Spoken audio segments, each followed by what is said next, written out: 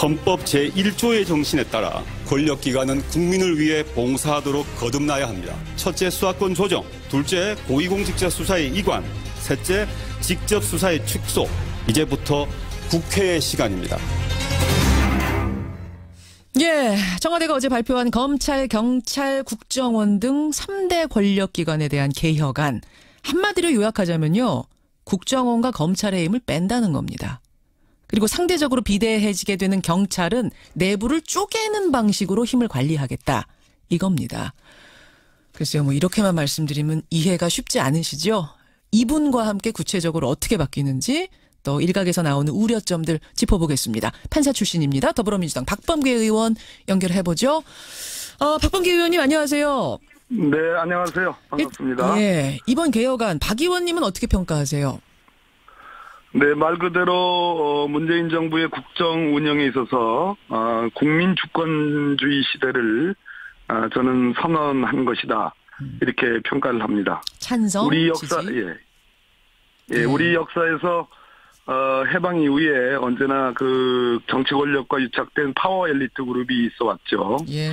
그래서 해방 직후에는 경찰의 시대가 있었고요. 이승만 정권 때요. 그다음에 5.16 군사 쿠데타 이후에는 군부의 시대, 그리고 검사의 시대로 이어졌습니다.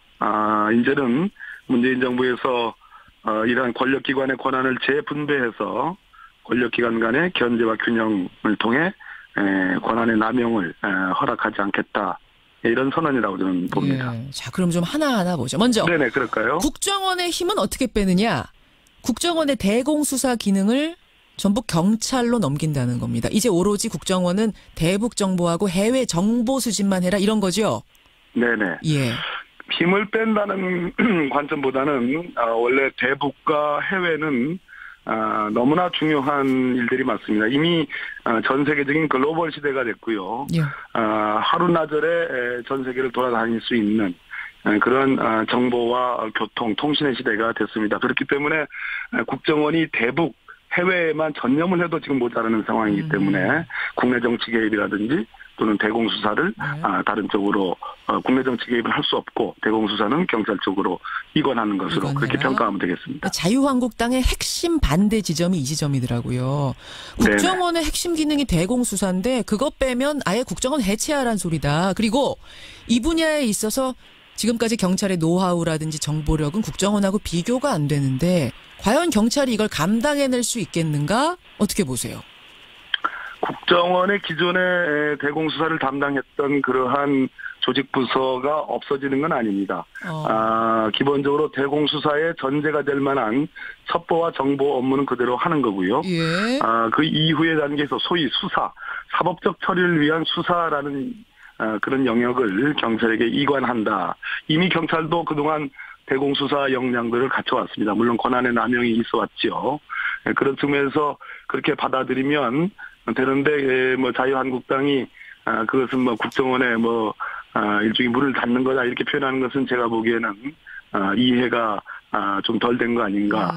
충분히 설득할 수 있다고 생각합니다. 그 말씀은 그럼 국정원이 이 정보를 수집한 다음에 그걸 경찰과 공조해서 경찰이 수사하도록 하면 별 문제 없을 것이다 이렇게 보시는 거예요. 그렇습니다. 예, 네, 그 정확히 말씀하신 겁니다. 설득하실 수 있다. 검찰로 가보죠. 검찰의 네. 힘은 그럼 어떻게 빼느냐.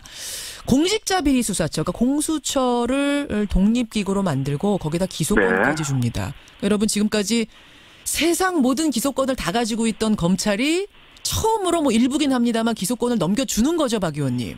소위 말해서 기소 독점주의, 검사가 모든 것을 수사하고 기소하고 재판까지 그리고 집행까지 하던 것을 지금 기소 독점주의의 일부 지금 분리가 되겠습니다. 그렇죠. 여기에 대해서 이제 한국당의 우려 지점은 옥상옥 우려더라고요. 공수처를 만든다 한들 결국 검찰에서 그쪽으로 인력 보낼 건데 그게 결국 형식뿐이지 뭔가 실질적으로 뭐가 있겠는가. 반대한다. 어떻게 생각하세요? 네, 이미 모순적인 말씀인데요. 옥상옥이라는 것은 지붕 위의 지붕인데요. 예.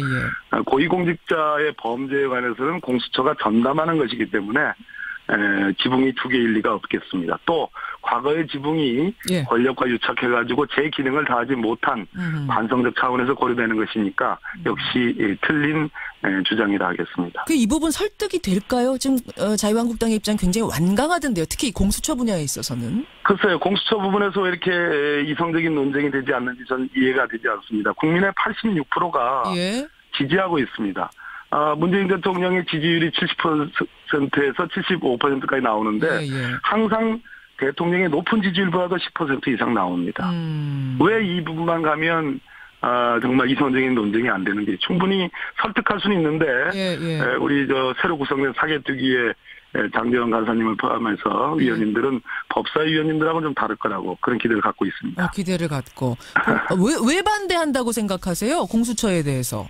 다른 이유가 있다고 생각하세요? 글쎄 어제 표현한 거에 하면 이제 두 개의 칼, 쌍검이니 또는 대통령이 다 장악하는 거 아니냐라는 이런 우려인 것 같습니다. 그것은 공수처의 설계를 잘하면 충분히 불식시킬 수 있는 그런 우려라고 생각해요. 알겠습니다. 근데 박 의원님 지금 이제 이렇게 되다 보니까 청취자 문자도 들어옵니다. 6126님이라든지 7000님 이런 분들 문자 뭐냐면 국정원하고 검찰의 힘을 권력을 빼다 보니까 경찰 조직의 힘이 상대적으로 커졌다. 그런데 경찰은 비리로부터 정말 안전한 것인가?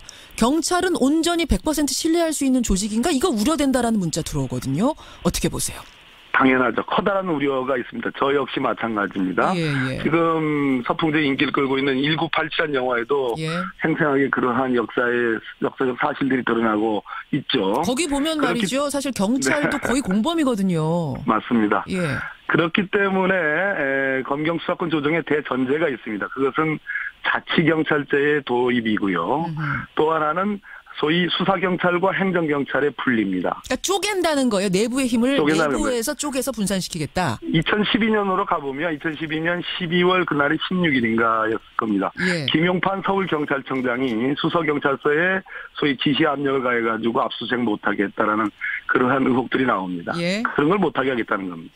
근데 이제 경찰 내부에서 이런 얘기 나와요. 수사경찰, 행정경찰 쪼갠다는 게 이게 실질적으로 얼마나 효과가 있겠는가. 사실은 수사경찰이 행정도 같이 하게 되고 행정경찰이 수사에도 개입하게 되고 이렇게 선을 좀 넘나들게 되는 거지 그게 무자르듯 쪼개지지 않을 거다. 어떻게 생각하세요? 네, 그건 경찰 측의 얘기고요. 하나를 얻기 위해서는 많은 그 양보와 책임이 따르는 건데요.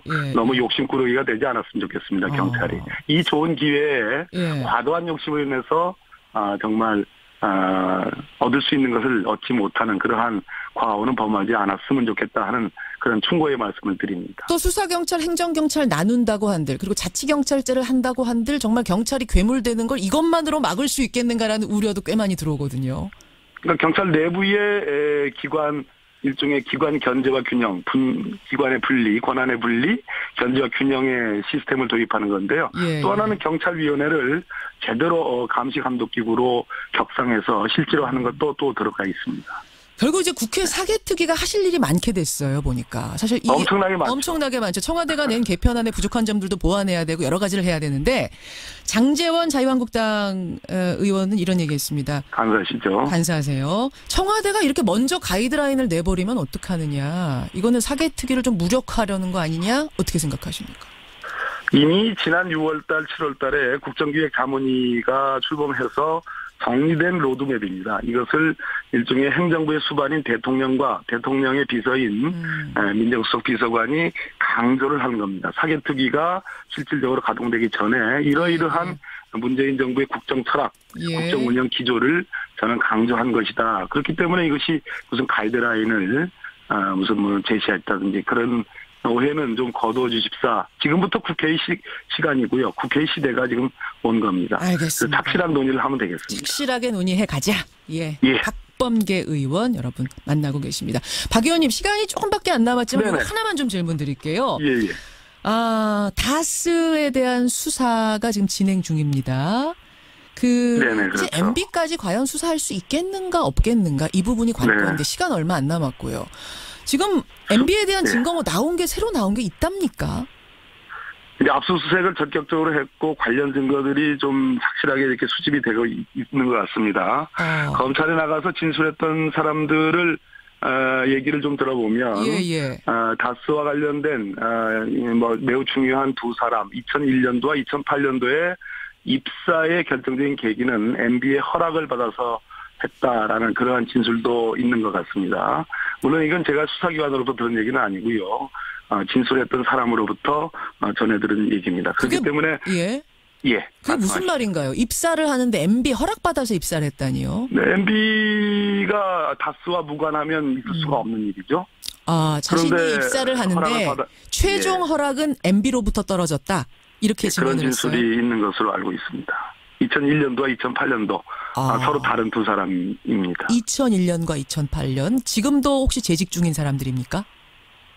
한 분은 그런 것 같고요. 한 분은 아닌 것 같습니다. 예. 그 사람들의 진술은 그 당시 본인들이 느끼기에는 MB가 실소유주였다. 이런 의미로 그런 취지의 진술이고요. 그 사람의 진술은 매우 구체적이고 매우 아주 직접적인 그러한 진술들이기 때문에 예. 검찰 수사에 하나의 기초가 되고 있는 것 같습니다. 매우 구체적인 거 조금만 더 소개해 주세요. 그냥 입사할 때 허락받았다 정도가 아니라 조금 더 나온 게 있군요.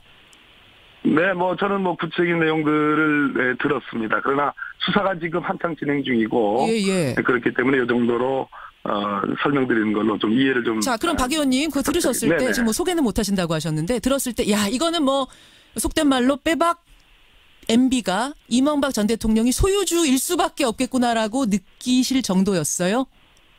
6가지 정도를 제가 들었는데요. 예. 그러한 내용들은 다 구체성을 갖고 있고 시점도 있고 예. 정황적으로도 보강이 되는 그런 측면이기 때문에 검찰이 수사하지 않을 수 없는 정도의 상황이다. 증거다. 이 정도로 저는 판단을 했습니다. 예, 여기까지 확인하겠습니다. 네. 고맙습니다. 네, 감사합니다. 판사 출신입니다. 더불어민주당 박범계 의원이었습니다.